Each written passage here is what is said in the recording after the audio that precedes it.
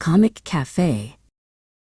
In a quiet corner of a town that felt unstuck in time, there was a small shop with a bell that chimed not for customers, but for stories. This was the Comic Cafe, a place that smelled of roasted coffee beans, old paper, and faint lingering magic. Its barista was a young man named Ren. He didn't just serve coffee, he served as a keeper of worlds. For every visitor to his cafe was a character from a story that had, for one reason or another, been put on hold. A knight in full, clanking plate armor might sit at a table, discussing the proper way to slay a dragon. Beside him, a high school girl in a sailor uniform would blush into her hot chocolate, worrying about a love letter she had yet to deliver. A stoic starship captain in a sleek silver spacesuit would gaze out the window, not at the passing cars, but at the distant stars, wondering if she'd ever make it to the Andromeda galaxy. They were all waiting for their next page. One evening, Ren noticed Sir Gideon, the valiant knight, looked faint. His armor had lost its luster, and his hands, wrapped around his mug, were almost transparent. Ren approached him with a worried frown. "Sir Gideon? Is everything all right?" The knight sighed, a sound like rustling leaves. "My writer," he said, his voice distant. "He has not picked up his pen in weeks. My world grows blank, my quest forgotten. I believe I am being erased." Ren's heart ached. He looked across the cafe and saw it was happening to others too. Hana, the schoolgirl, was also fading. Her story had stopped mid-confession, her feelings left hanging in an empty speech bubble. A quiet determination settled over Ren. These weren't just customers, they were friends. Their stories deserved to be told. He stood behind his espresso machine, the gentle hiss of steam sounding like a vow. "I won't let your stories end." He began a new ritual. He listened, truly listened, to every unfinished tale.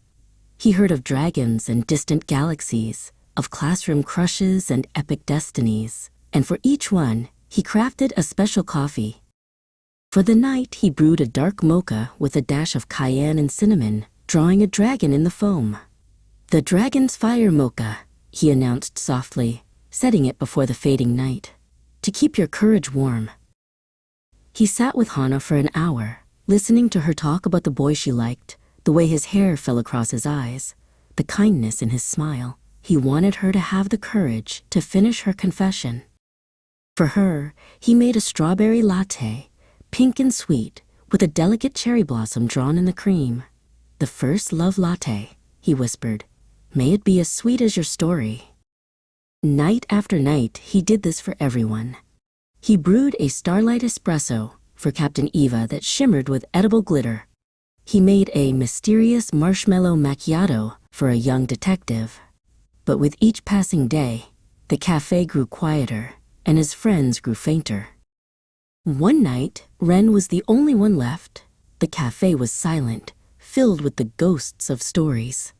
Exhausted, he stayed up until dawn, writing down every tale he had been told in a small leather notebook, hoping his words could somehow reach across the void.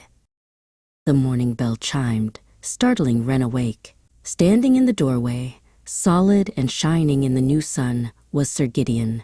His armor gleamed, and his smile was as bright as a polished shield. "My writer!" the knight boomed, his voice full and strong. "He awoke from a dream of fire and courage and has been drawing all night. My quest continues, Master Ren." "It was your magic." Ren could only smile, his heart full. The bell chimed again.